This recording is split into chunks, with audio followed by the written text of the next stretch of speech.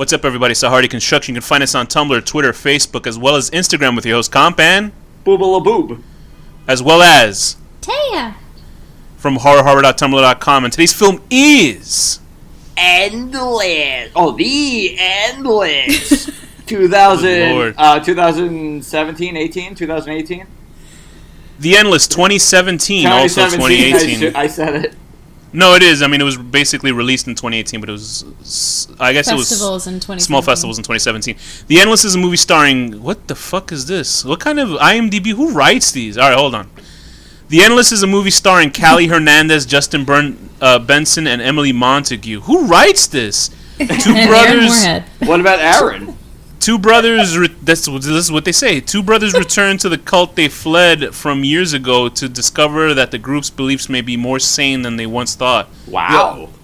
It seems like whoever Aaron Moorhead's ex-girlfriend probably wrote that. Directors, Justin Benson and Aaron Moorhead. Written by Justin Benson, starring Callie Hernandez, Justin Benson, and Emily Montague. Something smelly about that, as well as Aaron Moorhead, whoever wrote that IMDb smells trivia. Like a butt. So I picked The Endless because it is the third film in the Benson and Moorhead production cycle. They also did one film called Spring and Resolution. Two films that I think Danny and I both have really positive reactions to. So we're gonna spoil this. This movie not only spoils one movie, it spoils another movie. So run away if you haven't seen it. And we were very quiet around Thea to make sure we didn't spoil what it was about. But that's right. Thea, can you give us a little bit rundown about what this film is?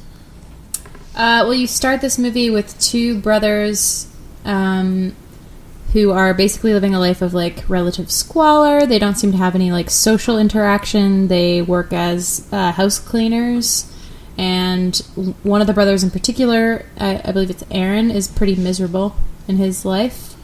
Aaron's the blonde, right? And Justin's the with the darker hair. The tall, dark, brooding. Well, they're both tall, but whatever. And he lies. But so you find out that both of them came out of a cult, and that's sort of why they haven't really socialized very well since coming out of it when they were younger. But it's been 10 years since they left the cult, according to them. 10 years since they left the cult. So... What? That sounds like the opening to Friends or something. No, it's that song. It's been 5 years since... Oh, right, yeah, I just automatically clicked right now. Continue, Thea. The inciting incident is that a package arrives on their doorstep, and it includes a tape from one of the cult members that inspires the one brother to want to go back to the cult and see what's up. Wow. Okay, so I'm going to talk a little positively about the two writer-director duo, Benson and Moorhead. I really enjoyed Resolution for what it was, and its really strange sort of twist to it. Like we said, we're spoiling these movies, so Resolution is going to be spoiled as well as Spring. Not really Spring, right. Not really. But Resolution, we'll get to what links those two movies with this, but Resolution was a really interesting take on a found footage film without letting you know it's found footage until the very end of the film. Mm-hmm. For the fact that the whole film is seen through the eyes of the actual monster that they're trying to avoid. That said monster is also in this film and is the one that spurs them into motion of the storyline. Which was but Resolution, there was something about Resolution. There's two films that I really enjoy about friendship. I'm sure we've all had. Have you ever had a fallout, Thea, with any friends? When I was really terribly young. Friend. Nothing quite that bad. Okay, so I mean, I have. Danny has, but also sort of fixed it. But I've been able to really appreciate films that sort of. Or yearn for films that have friendships that are on screen that are actually really well done, that are realistic. And the Resolution and They Look Like People are, to me, two of the best sort of that raw... That one was awesome. Yeah, two sort of raw... I mean, and I'm saying this as a guy. I'm sure there are films about women friendships that are really interestingly done. I at the top of my head, I can't think of any because I'm not in the mood. He's a misogynist. You're not of a knowledge. lady. I'm a pig. I'm a cisgendered. Because you're not a lady. He hates women. Right, but hey, don't tell my truth. Anyway, so those type of films are really interesting, and Resolution had to deal with this guy and his friend. I believe their names are... What are their names? Their names are whatever and whatever. So these two guys, That's one of them great. has a... One of them has a drug problem. One of them is trying to get his friend out of his drug problem, and realistically, the guy with the drug problem is like, I'm not gonna give up drugs. I just love drugs too much, and it's like a really fucked up sort of portrait of a friendship in the middle of a sort of weird paranormal horror film. And the way that Benson and Moorhead do their films is that they're done very mumblecore-y, but still really good. Like mumblecore is sort of like Creep, I would say. You know what I mean? Where it's like Yeah. a lot of conversations drive the plot of the film. It's such a dumb name for a genre, although I like the genre, but it's like, Yeah. they have to call it that.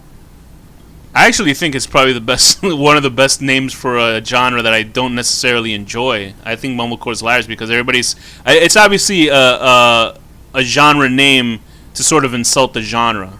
Right. Because it's people Yeah. mumbling and talking. I guess it's an insulting name for the medium. But anyway, so their second film was Spring, which to me I think was my favorite of that year, which dealt that with this one's guy great. who...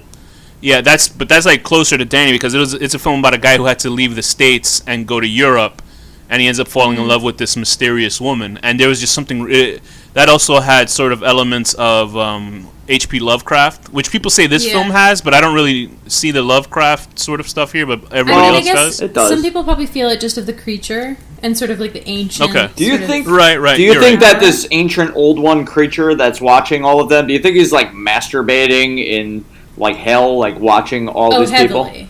Definitely, Yeah. right? Like, Would he be Yeah. in hell or in another dimension watching It's it? not he's in another dimension, perhaps, but he's probably masturbating so hard, like watching that guy in the tent, like repeatedly jump to his death. just killing himself over and Once Over and over, again, yeah. Danny and Thea, class acts.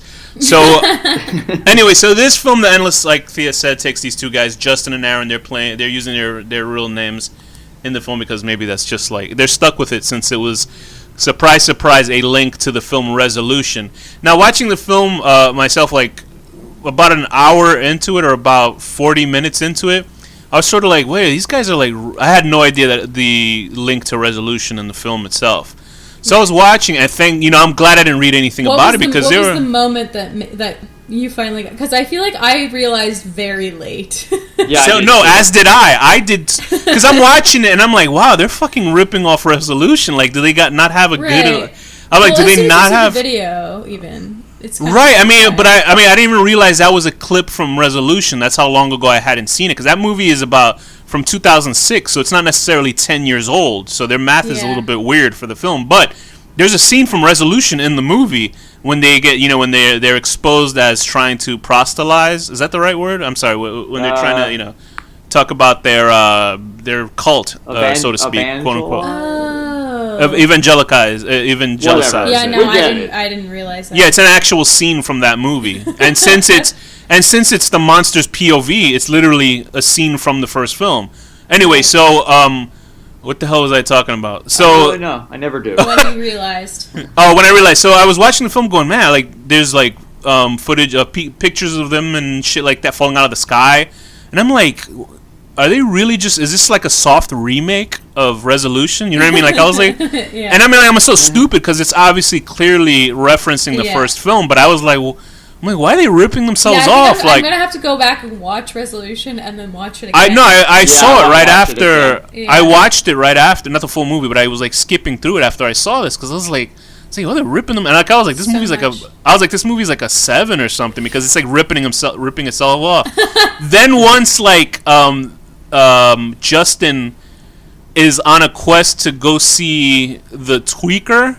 I was like, wait a minute. I was like, hold on a second. I was like, Yeah, if he opens up that door and that guy with the fucking hat from Resolution is behind that door, and then he Yeah. did, and I was like, this is like an 11 out of 10. I was like, Well, oh as soon shit. As soon as I saw the house, I was like, oh! Yeah, and I'm I not was sure like, what my oh. point was, but No? I didn't think it was ripping itself off. I thought it was like, I knew it was expanding. Like I didn't think it Right. was like cheating or anything. But like, yeah, I love. You knew automatically that it was a Yeah. sequel to Resolution? No, Did as soon you as really? I finally realized, which was very, very late, I realized that it was like tying itself into itself, like, and I just figured it out. But I'm a little smarter than you, to be fair. So That's fair. Spell smart. I also should have known. I mean, I also should have known because I'm a fellow Stephen King fan, and he loves to do that kind of shit. Yep. Constantly. Yeah, that was one thing where I was like, that's the thing where like Stephen King does that without letting people know, and obviously that's what these guys did. There are but other at least, worlds than these. That's the thing when like you've read the Dark Tower novels, right, Thea? Yeah. And one of my biggest complaints is the last book, not the prequel one, the actual last Dark Tower book. Book, was it book 7? Yep. And I'm reading it, I'm like, oh, this shit sucks, whatever, okay, fine, I like that robot. And then there's a kid who comes out of nowhere and he's able to draw stuff. And I was like, did Stephen King put in a Deus Ex Machina in this out of nowhere? I mean, he kind of did, but... And I was like, what the fuck? And it happened also with another... Well, I don't know if I want to spoil... he just came out with a book called... the Stranger? What the fuck is it called? Don't spoil The Outsider. It's not a spoiler.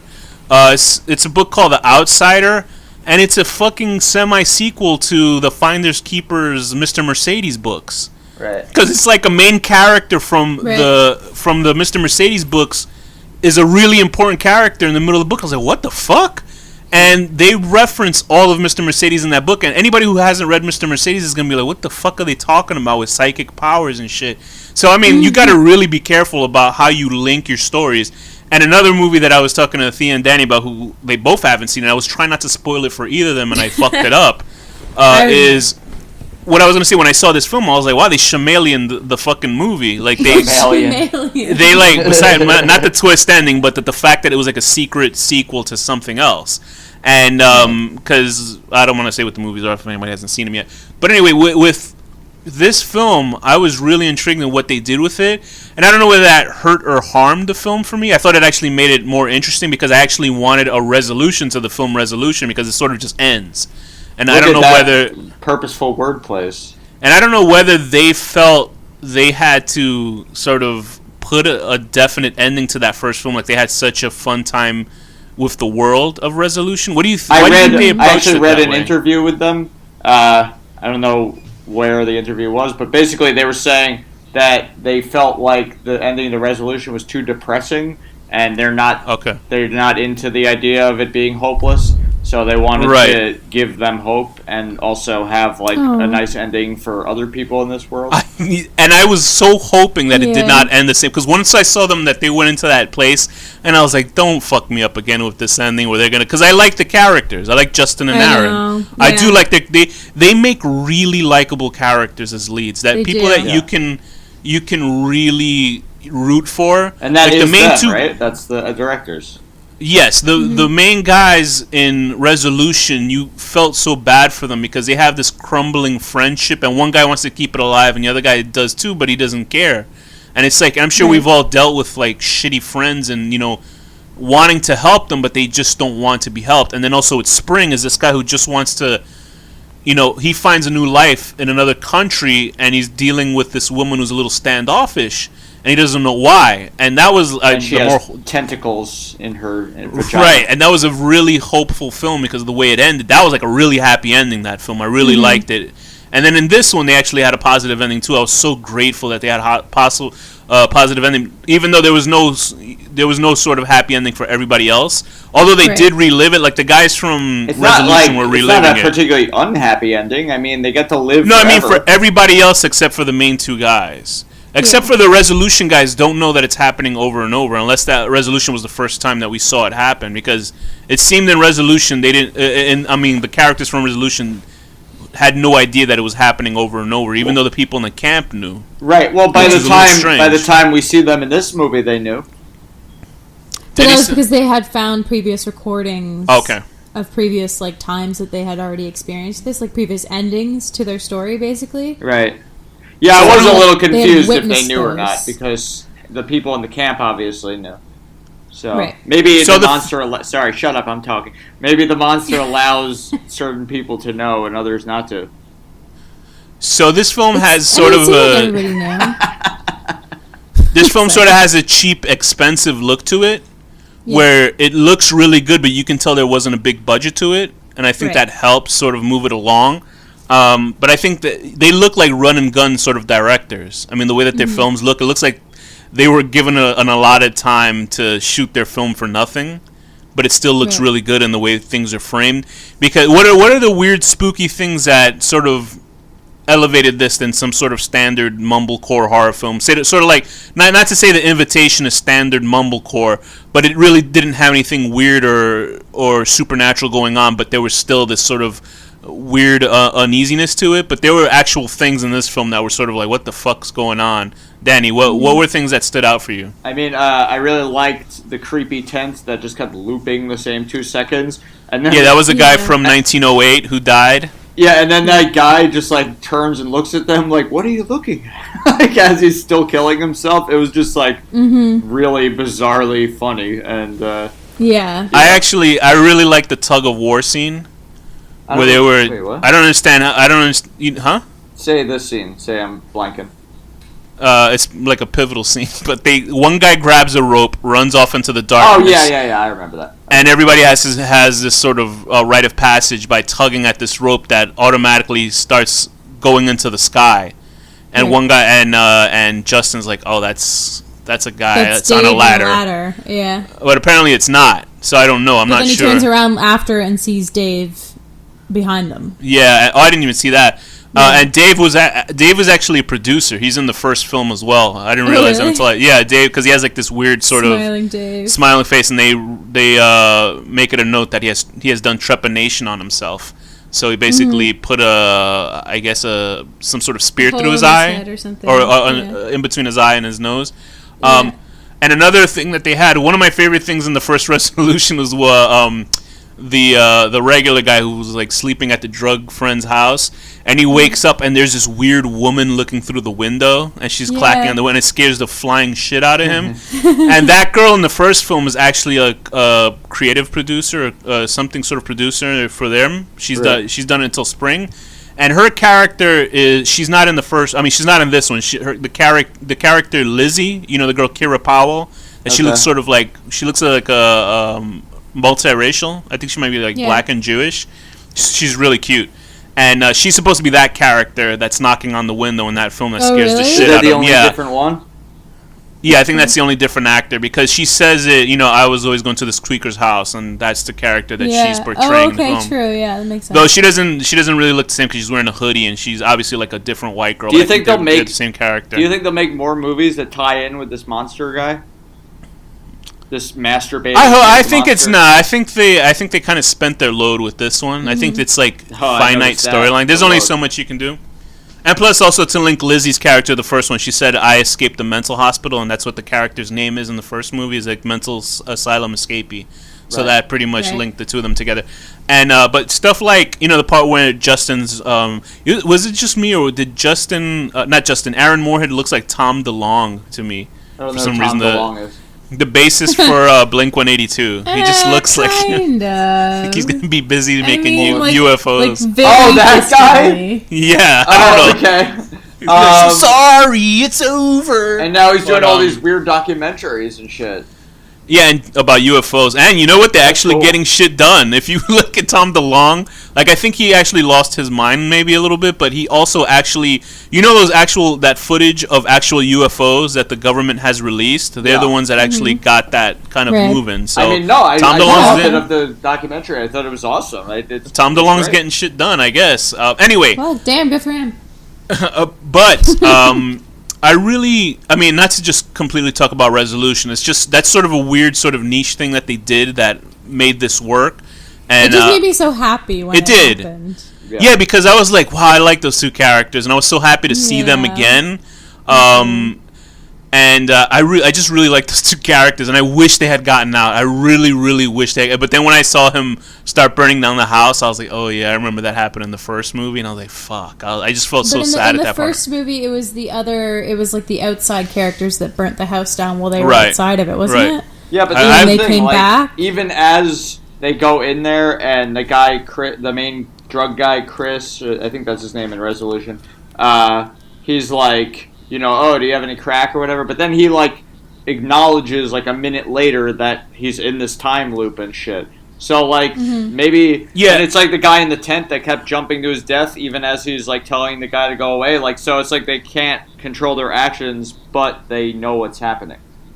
It's like they can almost step a little bit out of time to sort of talk to other people, because they were like, I was just going reading theories through people's websites, and there were like some inaccuracies compared to the other films. Like, why did the guys from Resolution, why were they talking to other characters that were not obviously in the loop in Resolution and stuff like that?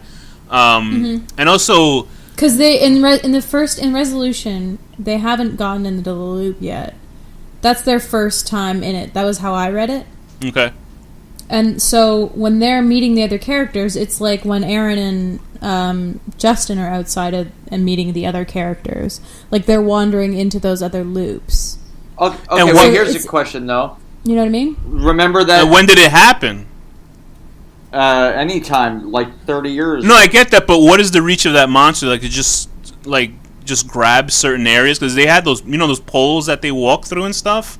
Right. Like, do you know what I mean? It's just. There were a lot of bubbles of time bubbles. Right. But wait, this is my question though, because remember that the cult leader. He's not a cult leader, but whatever the fuck his name is, I'm blanking on his name. That guy. I can't remember. And the guy whatever, the guy and the guy that makes all the beer. Like, apparently this place trades beer and stuff with the public to make their money. How do they do that? Well, I mean, it's existing. Like, it's actually existing. I guess they can't leave. I really don't know. So can people go in there and buy beer and then leave? No, but they don't need to make money because they're in a loop. Yeah, so he was lying when he said that? So they just continuously have it. Yeah, of course he is. Oh, okay. Because he kind of, like, seemed genuine because he was, like, saying fuck you to this guy because he ruined their reputation by saying they got castrated. My thing also with the actual cult itself was like, what are the... Because, I mean, the two main characters, they reference that the people don't look old, although they should be in their 40s or 50s. Right. And also, their parents are there. Oh, well, somebody made the theory that, the girl that Aaron likes? Yeah. In the movie, that's actually his mother. And that's why, she's sort of spurning his romantic... advances, like when she grabs his hand but then lets go of it, and that guy is their father. But I'm like, why do you not remember like the car accident, the explosion? I mean, you knew all these people. Like, it was only 10 years. It's not like you well, I guess you could forget stuff in 10 years, but I mean, seems to me that it would be pretty fucking something like that. You would remember your family. I mean, they were like what, 15, supposedly 15 or 20 when they left. They don't even remember anything about the time loops and shit. Yeah, so I could assume maybe that's what, or maybe they got out before the time loop. That's the whole. So they were only there for what, a few months then? Like the cult also could have. They might not have gotten stuck in those time loops until years later, like after the guys had left already, right? Like it might have happened. I mean, you would think they'd know what they're... We don't know. We don't know when it happened. Why don't we ask the monster, Thea? Why don't you just write him an email and ask him? Funny enough, I'm going to send him a dirty Polaroid. You can actually talk to Aaron Moorhead and Justin Benson on Twitter, because they actually answer people's questions and stuff, which is really interesting. But there's a lot of questions about that sort of was like, okay. It's a little weird, but whatever. The film as it is... I really enjoyed the subtle weirdness to it. Just like films like I had mentioned before, films like They Look Like People or The Invitation, really subtle horror, because it's not obviously they don't have money for. Although I think Aaron Moorhead is the blonde guy, right? This is more of a sci-fi to me than a horror. He's a VFX guy.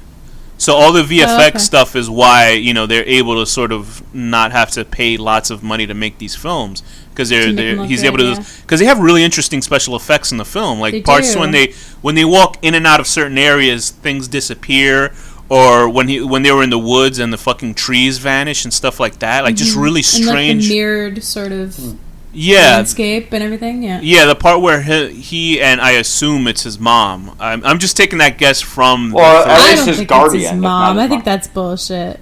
Okay. I think she spurns his advances because she knows she's in a loop. Could be that too. Yeah, but think about that. He could get her pregnant, and she doesn't want him to get trapped. Like you could fuck her with no condom, she'll never give birth. Class act. It's true. But that whole effect when he's in the field with her and they see themselves like sort of doubled was like crazy. Like it's just really beautiful looking visuals. And then the scene with when I actually went to go see Resolution, I was watching sequences of it, and they pull that scene from the first film. And their two characters, I guess they probably put themselves like they were probably like saw that first movie, they made that first movie, and they were like, we can expand on this, but then they sort of had to work in the framing of the story itself, because the whole argument is that Justin's character was angry that he wasn't the leader of this cult, quote unquote cult. Okay. So in Resolution, they're sort of just throwaway characters. Aaron and Justin are there, and they're wearing these terrible wigs. And Smiling, who's that guy? Smiling Dave, whoever the hell the guy Smiling is. And they're like, "Hey, do you want to hear about our leader and our cult, our religion and shit like that?" And the main guy from Resolution is like, he's like, "No, thanks," and he sort of just walks off. So I'm thinking they had to obviously build off from that if they wanted to go. They could have obviously gone with two other characters. Right. But I think what they did is that they had to sort of weave in this whole new sort of background and the whole cult idea. Because, like, when you see a cult film, I think just like when we spoke about Hereditary, there's usually only one way that a cult film ends, and it's, like, always bad. And the cults are always, like, bloodthirsty, and they're trying to satisfy some deity. Right. And this film is not like that because they're already sort of caught in a loop of a deity. So they're not out and out trying to help the main characters. It seems like some characters don't know that they're in a loop, and others are just like, who gives a shit? You know what I mean? Right. Because you would think if you're caught in a loop, you'd tell somebody who just came in, like, get the fuck out of here. Like, this is not good. Like, you have to go. Maybe they want them to be in the loop. You know what this movie reminds me of? They might be bored and want just people there. This movie reminds me of that movie Coherence we reviewed. With the weird, like, alternate dimensions and the multiple versions of the people at the dinner party and shit. And I really stress anybody who likes Coherence, which is a sort of a weird science fiction loop film, go see Plus One. I've said this like the last time when we did the Coherence review. You did. I still have that on my list. No, seriously, and it's not to insult it, but Plus One is better, right? No. I'm not going to say that. I'd say it's equal as entertaining as Coherence, but it's not. Okay. It doesn't have sort of the adult, sort of white liberal dinner party. Not that, because it's essentially a teen film, but it's a smarter than a teen film movie that's just like Coherence. So it's sort of like seeing it from a youth way, and it also has a really interesting sort of twist that I was like, geez, I can't believe they put that in a film. And it's really, really good. And I'm like, it sucks when you see a horror film and nobody has seen it, and you're like, wow, this is actually a really interesting sort of film. Because it's not just... It's been on my list, and I keep forgetting why. It's like most of the movies I've seen and the books I've read.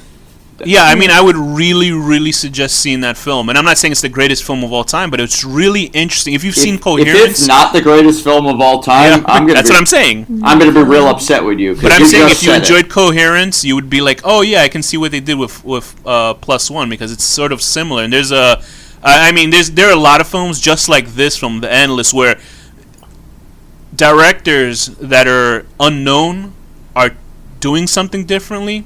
They're trying something with films, because like we were talking about Hereditary, where it's called boutique horror, that A24 releases boutique horror, and that's sort of just a froofy way of saying, oh, it's not a standard horror slasher film, because we're going to be getting films like that all the time anyway.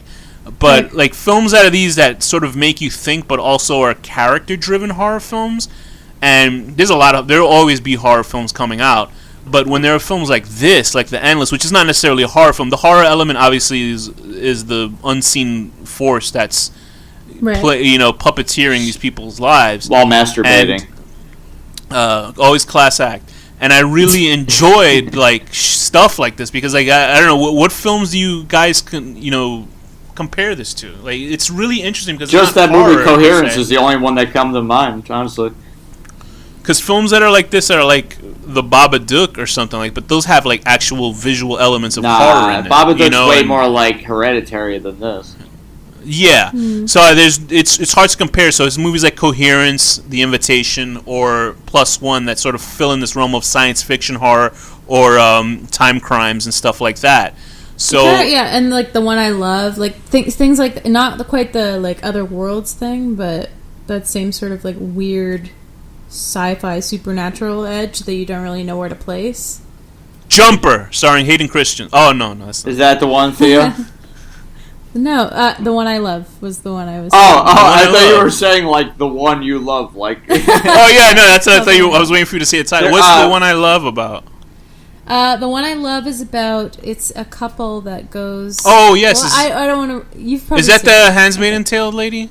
That's right. Yes. Okay, I haven't seen that. Oh, I didn't even know it's. Okay, you know what? I don't even know what it's Mark about, Duplass. so I'm not You gonna. should- Another I'm gonna movie- take a Don't look spoil at it for it. yourselves. Just go and watch it. Yes, okay, That's because what I heard good things about it. So I'm Another gonna movie take a that look. makes me Very think good of this, I forget what the hell it was, but basically, it might have been part of ABC's of Death or something. There was this guy who was creating like a machine to go in a different dimension, and he goes in, and then his other version goes out, and like one of the versions has like a giant monster dick or something, and the wife like What? yeah, it was like really What? weird. Why he goes to this dimension where there's like these flying blimps. Oh yes, ABCs of Death. Yeah, remember that portal where the guy Yeah. goes into different portals. Right. Yeah, I remember that. Oh, That yeah, that yeah. one Yeah, came I to do mind. remember Like that reminded me of that. And remember, he had this big monster fair. dick or something strange, and like the wife killed him. Like this whole thing. Didn't they all have monster genitalia? Yeah, they had monster genitalia Yeah. in this other world, and then there There's- were like blimps Yeah. with crosses on them and shit.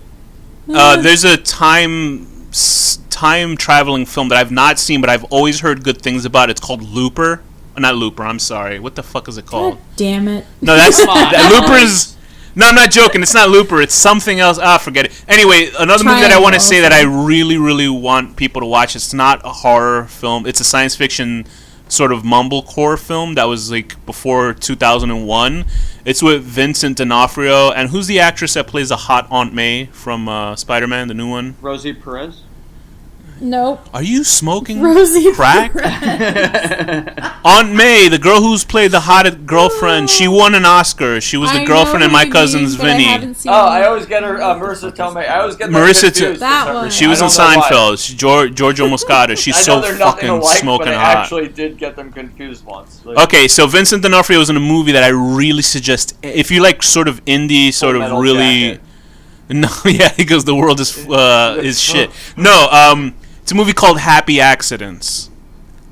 I like not hitting my hand on this table because it's such a good movie that nobody saw, and it's about Vincent D'Onofrio going up to Marissa Tomei's character saying, "Oh, I'm from the future," and he's trying to hide that he's from the future, and he's trying to save her because he has a photograph of her getting hit by a cab, and he's trying to find a way to save her without having other people know that he's from the future, Right. or thinking that he has a mental illness.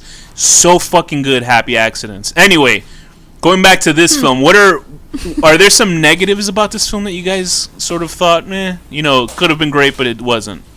I don't know. What do you think, Danny? Nothing jumps out. To Nice me, throw, honestly. Thea. Yeah, what the hell? Shrug it off. Shrug off your responsibility.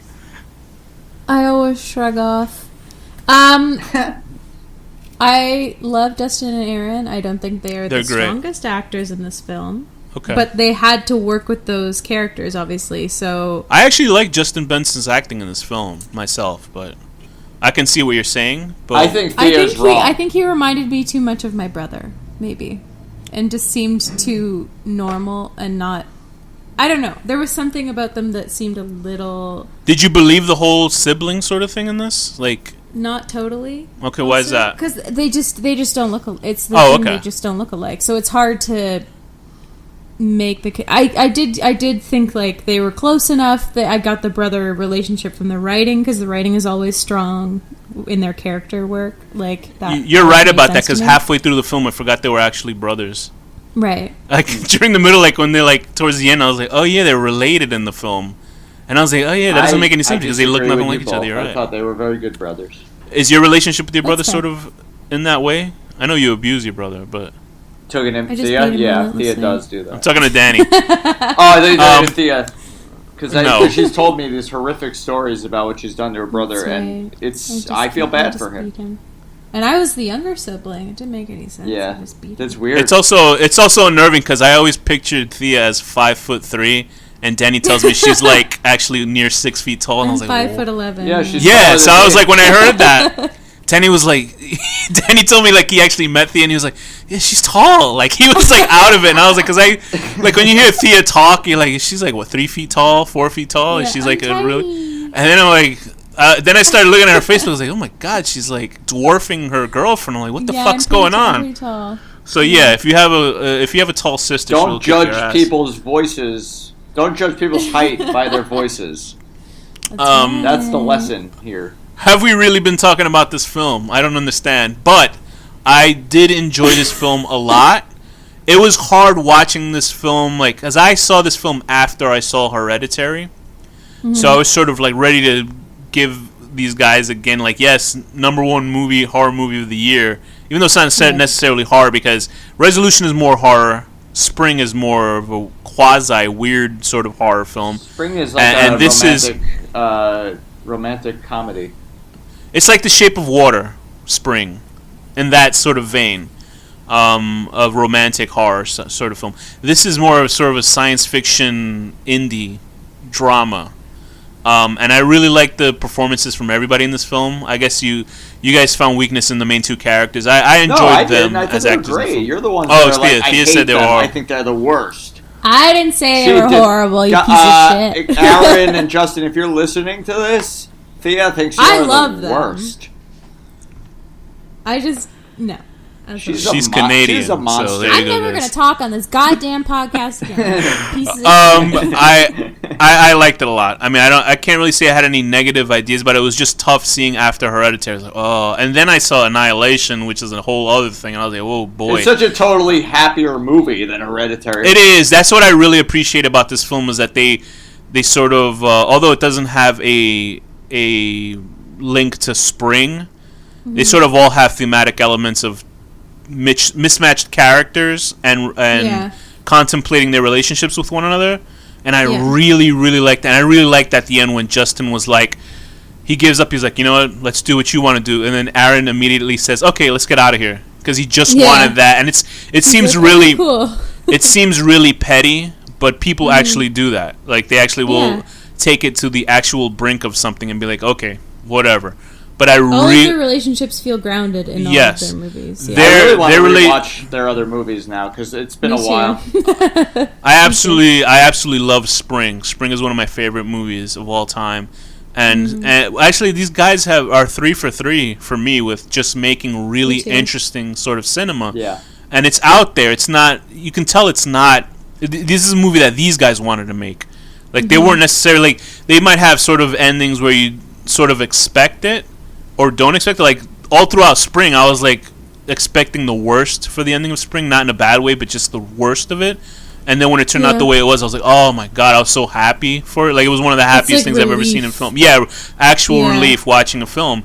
And then with this, I was surprised. Because I was expecting it to end just like Resolution. Because that's what the template of horror films. It's almost like when you see... what did I see? What the hell was that movie? Hostel. Right. And Hostel, to me, actually had such a positive ending, the first movie, to me, because the main guy got away with it. He killed basically everybody at the end of Hostel. Right. And then in the sequel, the sequel, they immediately kill the main guy in the first 10 minutes, which I heard it was terrible. I really hate that in horror films when they kill the protagonist in the first film, unless it's part of a storyline, you know. Unless it's Feast, where they kill the main protagonist 5 times. Or at least it's like at least when it's in like Nightmare on Elm Street, like the soul even that I was sort of into the other person or something. Even that I was sort of sad when they killed everybody in Nightmare on Elm Street 3, when they killed them they killed them all in part 4 in the opening. I was like, oh fuck this, but then their souls went into the new girl. So. Oh, that's true. Yeah. My favorite thing was... It's all fine. My favorite thing She's about... like a modern Shang Tsung from Mortal Kombat. I loved seeing Nightmare on Elm Street 4 in the opening. You know, the tough, like, big black dude when he's inside the, the junkyard. Right. He's like, hey, motherfucker. And then when they show it on TV, he just, hey, and you hear the cars honking because they can't have him curse. It's nothing greater than censoring television. Classic. Anyway, are there any final words you guys got to say about this film itself? Like, because it seems like we sort of covered it. It has some sort of discrepancies and time looping and stuff like that. But I think you sort of have to forgive it for its budget and the way the story is being told, because you're not following everybody else's story. You're just following the main two guys. For the budget at all, I think it did fine. I love that loop, the 1908 guy looping inside that house where you just see him. That reminded me so much of Carnival. Okay. and it made me really, really happy. Is there like supernatural shit? I know that's a supernatural In show, but I Carnival, don't know. yeah. Oh, yeah. There's tons. I mean, it's of basically supernatural like stuff in Jesus it. versus Satan. From what Is that what that from show what I is? Yeah, recall. kind of. Oh, right. That's what I heard about. Yeah, it's like good versus evil, the whole show. What do you think happened to the guy inside the? Is that him getting killed by the monster over and over? No, he's killing himself. Isn't Oh, he? okay, because he just sort of walks off frame, It and you looks hear. like I don't know he's if you jumping hear. into like some unseen fan. Right. death. Yeah. Maybe he's jumping into a grenade or something. I don't know. Yeah, because he's just sort of. But it's really that's a really unsettling thing out of the whole film that I thought was like really Yeah. interesting because that was like. Once I actually saw the guy in the thing, and he was like a guy from the 1900s, I was like, "Wow, that's fucking awesome." But I really liked it. I mean, I would give this a. It was hard because I saw Hereditary and then I saw Annihilation, and I have time to sort of think about it. I still will give this movie an 8 out of 10, which is hard because I think I gave higher to Resolution. I definitely gave it 10 out of 10 for Spring. I would give this an 8 out of 10. Son of a bitch. An 8 out of 10, possibly fucking a relative, and then they're happy that you made it out alive. There's that knowing look between that couple at the end that makes me think that is their parents because they're giving a smile when they could just have said, "Hey, No get the way. fuck out of here. We're your parents. Leave." There's 3 I don't know why they're trying to moves, hide. and then we're all gonna die. Get the hell out. That's the thing. Is if they were their parents, they would just tell them to Yeah, leave. They unless weren't their unless the parents. monsters like if you tell them we'll kick your ass Well, out of maybe here. they But wanted they were them like, there. It doesn't seem Alright, like so- they have a bad life. They have 3 moons worth of time No. to like live peacefully in nature. It seems great. And they, yeah. and you all get They sucked live into a forever. vortex, I guess, every how many years or so. Like, they just get sucked into that really interesting vortex that happens at the end. Anyway, that's my rating. What is your rating, Thea? My rating is 8.5. Whoa. Wow. Have to be better than me, right? Tall girls always have to be better That's than me. right. Taller than you. Setting your house on fire with yourself inside because you know it's the only way. Oh, Thea needed some sleep Out of because that 10. was not interesting at all. All right, Danny, what is your rating? I'm gonna one up all of you. A 9 out of 10. Wow. Hanging yourself and then coming back and performing fellatio on yourself, perhaps, or any other variety of sexual deeds that you can do to your own corpse. When did that happen? Well, Hey, guess what I'd like to imagine that Shitty Carl did that. Thea, guess what I'm going to say That's next? fair. What? Danny, class act. That's What's funny? Danny says that I'm taller than him, but I'm as tall as Thea. So that means Thea's taller than Danny. I'm 5'10". I'm definitely taller than Danny. I'm 5'11", 6 foot or something. If like I was that. to No, I think go I'm by the 5'11". metric system, I would still be a millimeter or so shorter than Thea. This has been fascinating conversation. I don't know what happened this episode. I feel like we've said something interesting We've in here, but I'm not talked so sure. long. Most episodes where I'm like, wow, this is going to be a whack fucking episode. And then I listen to it later and I'm like, oh, that's great. So I'm hoping this is the case. better hope. And I hope you've enjoyed it. So I don't know. with that, Thea, what's the final word? Toots. Danny, Phenomenal! what's the final word? Oh, but I meant to say phenomenal.